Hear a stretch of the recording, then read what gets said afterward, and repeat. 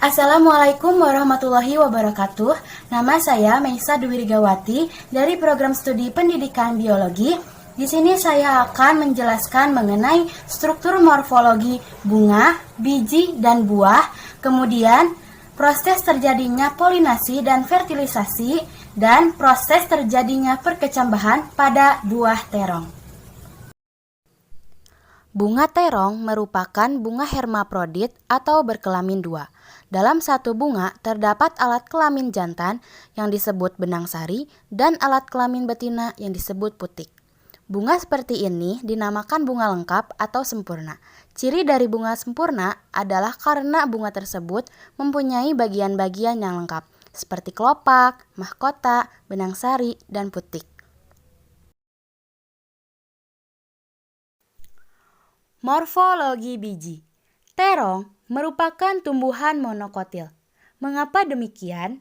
Karena terong memiliki biji tunggal tidak terbelah atau hanya berkeping satu. Biji terong berukuran kecil, bulat pipih seperti ginjal. Susunan biji terong bergerombol saling melekat pada empulur dan menyebar pada saat sudah tua. Morfologi buah. Buah terong merupakan buah sejati tunggal berdaging atau buah buni, yaitu buah sejati yang terjadi dari satu bunga dengan satu bakal buah. Buah ini termasuk dalam buah buni karena mempunyai dua lapisan, yaitu lapisan luar yang tipis agak menjangat dan lapisan dalam yang tebal, lunak, berair, dan dapat dimakan. Buah terong berjumlah 4 karpel dan 4 ruang.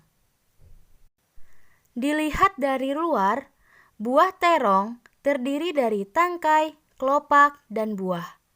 Sedangkan ketika dipotong dengan potongan melintang, terdapat eksokarp, mesokarp, dan endokarp seperti pada gambar.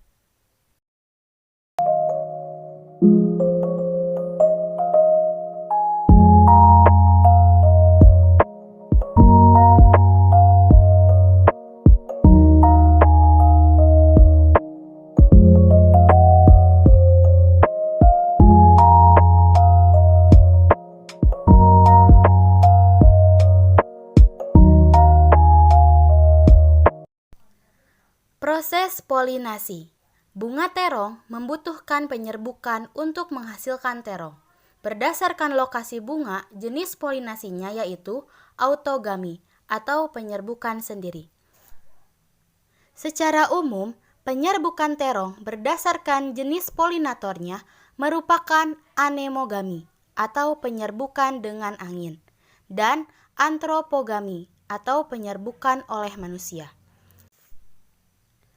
Bunga terong mengandung serbuk sari yang menghasilkan kepala sari dan serbuk sari yang menerima putik, yang hanya mengambil sedikit gerakan udara untuk memindahkan serbuk sari dari satu ke yang lain. Seperti disebutkan, meskipun sistem ini tampaknya sempurna, masalah penyerbukan terong mungkin masih harus ada campur tangan manusia. Penyerbukan oleh manusia dapat dilakukan dengan tangan dengan mengetuk bunga setiap hari selama musim mekar, dari pertengahan hingga akhir musim panas, 70-90 hari pasca perkecambahan. Tujuannya adalah menggeser serbuk sari dari anter ke putik yang menunggu. Cara lain untuk mentransfer serbuk sari ke putik adalah dengan menggunakan sikat halus, seperti sikat untuk seni rupa, atau bahkan aplikasi rias.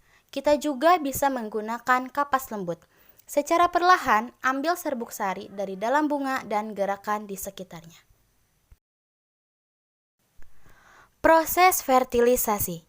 Angiosperme mengalami pembuahan ganda yang terjadi 2 kali proses pembuahan.